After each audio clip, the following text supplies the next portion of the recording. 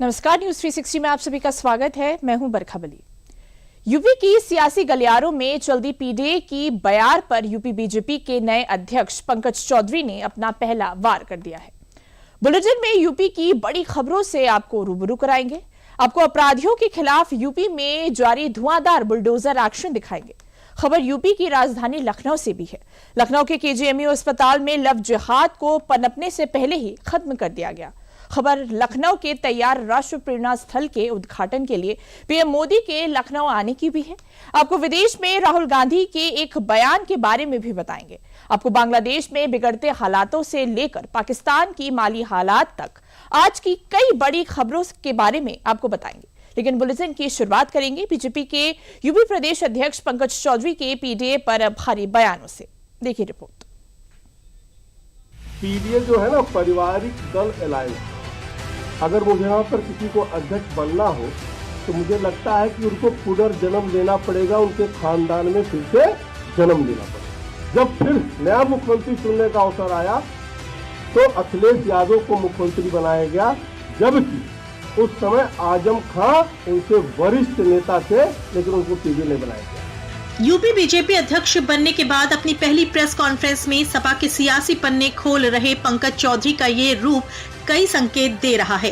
पंकज चौधरी ने जिस अंदाज में सपा पर हमला बोला है, उसे सुनकर यही माना जा रहा है कि सपा के जिस पीडीए के जवाब के रूप में उनको देखा जा रहा है, उस पर काम भी शुरू हो गया है।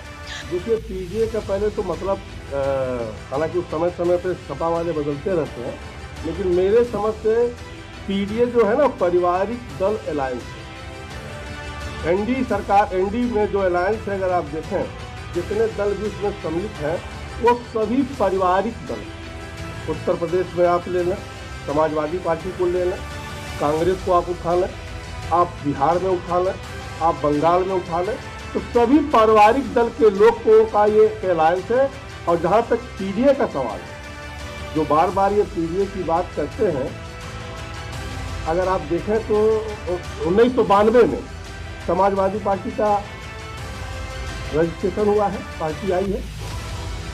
और अगर आप देखें तो 1984 में कल्याण सिंह को हमारी दल ने नेता विरोधी दल बनाने का काम, और 91 में कल्याण सिंह को मुख्यमंत्री बनाने का काम, और लगातार 3 वर्ष अगर आप देखें तो देश के यशस्वी प्रधानमंत्री नरेंद्र मोदी को लगातार 3 वर्ष से प्रधानमंत्री पार्टी ने बनाने का काम। और 2012 में जब फिर नया मुख्यमंत्री चुनने का अवसर आया तो अखिलेश यादव को मुख्यमंत्री बनाया गया, जबकि उस समय आजम खां उनसे वरिष्ठ नेता थे, लेकिन उनको पीडीए नहीं बनाया गया। और पीडीए का जहां तक सवाल है, केवल एक परिवार के लोगों को ही पीडीए का मतलब समझ जाता है। पंकज चौधरी ने अखिलेश की उस दुखती नब्ज पर वार किया है जिसका जिक्र भी सपा को असहज कर देता है। अखिलेश ने भले ही हाल ही के दिनों में आजम खान से रिश्ते सही करने की कोशिश की हो, लेकिन दूरियां क्यों आई, कैसे आई, इसकी कहानियां भी सियासत की हर गलियों में सुनने को मिलती हैं।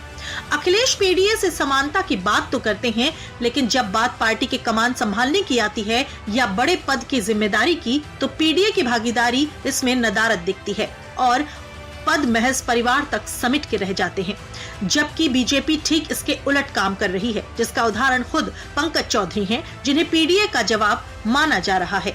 केंद्रीय मंत्री पंकज चौधरी कुर्मी समाज से आते हैं और यूपी की सियासत में कुर्मी यादवों के बाद ओबीसी की दूसरी सबसे बड़ी जाति है। इसीलिए माना जा रहा है कि बीजेपी ने लोकसभा चुनाव 2024 में बिखरे पिछड़े वोट बैंक के साथ ही यूपी में 6 से 8% कुर्मी बिरादरी में राजनीतिक संदेश देने का काम किया है। पूर्वांचल, बुंदेलखंड और यूपी के अलग अलग इलाकों में ये बिरादरी काफी प्रभावी भूमिका में है। दरअसल पंकज चौधरी को यूपी का अध्यक्ष बनाकर बीजेपी ने ये संदेश देने की कोशिश की है कि पीडीए सिर्फ सपा के बयानों तक सीमित नहीं है, जबकि बीजेपी सबके साथ सबके विश्वास पर काम कर रही है। तभी कुर्मी समाज के एक नेता को पार्टी का अध्यक्ष बना दिया। लिहाजा सपा समेत पूरे विपक्ष पर तंज कसते हुए पंकज चौधरी ने अपनी पहली ही प्रेस कॉन्फ्रेंस में एक और तड़कता भड़कता आरोप विपक्ष पर लगा दिया। यही तो मेरे दल की खूबसूरती है भाइयों, कि भारतीय जनता पार्टी में ही ऐसा हो सकता है कि जिसकी जहां आवश्यकता हो पार्टी उसको इस्तेमाल करती है। हमारी आवश्यकता उत्तर प्रदेश में थी, हमें उत्तर प्रदेश का चार्ज मिला। राष्ट्रीय स्तर की आवश्यकता देश में थी, वहाँ उनको चार्ज मिला।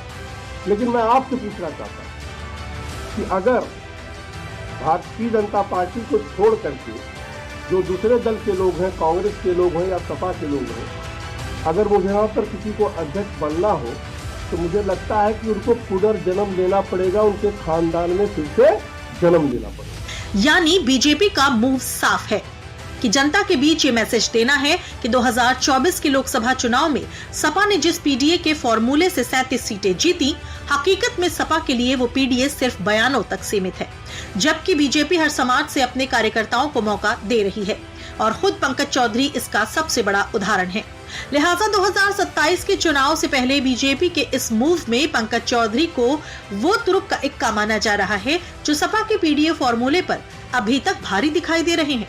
और अगर 2027 में बीजेपी का ये दांव यूपी में चला तो ये सिर्फ बीजेपी के लिए ही नहीं बल्कि एनडीए के सहयोगियों जैसे अपना दल और अन्य सहयोगियों से परंपरागत कुर्मी वोट को अपनी ओर आकर्षित करने में पंकज चौधरी काफी मददगार साबित हो सकते हैं, क्योंकि इस वर्ग का प्रभाव ही इतना है। यूपी में कुर्मी समाज का वोट 6% है। इनमें पटेल, वर्मा, चौधरी, गंगवार, सचान जैसे उपनाम वाले लोग आते हैं। ओबीसी वोटर्स में इनकी संख्या करीब 35% मानी जाती है। यूपी में कुर्मी वोटर लोकसभा की 27 और विधानसभा की 128 सीटों पर प्रभावी भूमिका रखते हैं। हालांकि 48 से 50 सीटों पर कुर्मी वोटर निर्णायक असर रखते हैं। दरअसल बीजेपी ये अच्छे से जानती भी है और समझती भी है कि 2024 के लोकसभा चुनाव में सपा का नैरेटिव काम कर गया था और इसी के कारण उसे नुकसान हुआ था, जबकि 2022 के ही चुनाव में बीजेपी के पास ही सबसे ज्यादा कुर्मी समाज से विधायक थे, लेकिन 2 साल बाद ही नतीजे मनमाफिक नहीं आए थे। 2022 विधानसभा चुनाव में कुल मिलाकर करीब 40 कुर्मी विधायक चुने गए थे, जिनमें बीजेपी के 27, सपा के 12 और कांग्रेस का 1 विधायक शामिल था। वहीं 2024 के लोकसभा चुनाव में 11 सांसद चुनाव जीते थे। इनमें से सपा के 7, बीजेपी के 3 और अपना दल का 1 सांसद शामिल है। अब 2027 के चुनाव में एक बार फिर से बीजेपी को सत्ता में आने के लिए 2024 में सेट हुए नैरेटिव को भेदना पड़ेगा और इसकी जिम्मेदारी पंकज चौधरी के कंधों पर दी गई है, जिसकी एक झलक मंगलवार को हुई प्रेस कॉन्फ्रेंस में उनके बयानों में दिखा दिया है।